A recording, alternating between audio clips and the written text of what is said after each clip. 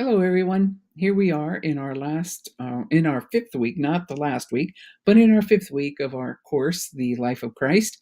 And this week you'll be reading the Gospel of Luke. Gospel of Luke is one of my favorite Gospels. I enjoy reading it. I think you'll find it easier to read than Matthew. It is not as short as Mark. Mark is a quick read. So please take time with Luke because there are some unique things about Luke that we need to remember. And one of them is the fact that Luke was not a disciple of part of the 12 disciples. He comes to writing his gospel as a historian. And so he's gathered his information and interviewed people. There are some, I should say, some biblical scholars who think that perhaps Luke got much of his information from Mary, the mother of Jesus, and that's why we have more detailed information about the birth of Jesus and about what Mary did and her relationship with Elizabeth, which also points out that Luke has a special sensitivity towards women, and in his gospel, women figure prominently in ways that they don't in the other gospels. Also in Luke, what you find is the inclusion of parables that are not included in the other gospels, and generally those parables have to do with some type of outsider. For example, the parable of the Good Samaritan. Samaritans were hated enemies of the Jews, and there were historical reasons for that. It's difficult sometimes for us to understand these national hatreds, but we have them in the United States as well. And so the parable of the Good Samaritan was really off-putting for the Jews. Now, the parable of the Good Samaritan is not about teaching us how to be nice people. We were never intended to be nice people. We were intended to be good people, good in the sense that God is good.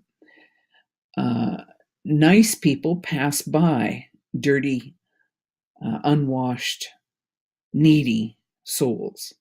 Nice people only associate with nice people.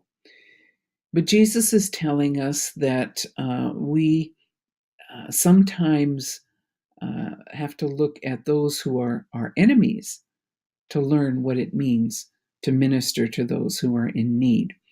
The Good Samaritan was the enemy, or represented the enemy of the Jews, and yet he becomes the hero of the story. So think about your worst enemy, a group of, you might not even know the person, there might be a group of people, a politician, a particular segment of society that you consider lower than anybody else, unworthy of your attention. Think of those people as the ones who are actually the heroes, who come to the aid of the one who has been left for dead. The others who passed by, the religious people, were very religious. And there was nothing wrong with being religious. But in their religion, there was no room to help people in need, especially if they were not of a particular, if they did not belong to a particular in group. And then in Luke, you also have in chapter 15, you have three parables that you don't have in the rest of the Gospels: the parable of the lost sheep, the parable of the lost coin, and the parable of the lost son, and which we know as the parable of the prodigal son. As you read that parable of the prodigal son, I'd like you to rethink that and think of it not as the parable of the prodigal, but the parable of the generous father. So think about that, the parable of the generous father. So these are some of the parables that we find in Luke that we don't find anyplace else. Pay attention to them. Once again, I remind you that these were the stories that caused people to determine to kill Jesus. What would it be like for us to tell stories that people got so angry about? What would that look like for us? In your forum discussion, I want you to think carefully about the question there, who are the outsiders? And the problem with, especially for most of us, if we represent middle class Americans, is that we don't come in contact with a lot of outsiders because we tend to stick with those people that we are most comfortable with. So it might be a little difficult for us to really think honestly about and authentically about that question. But think about what that question is when you get to the forum discussion.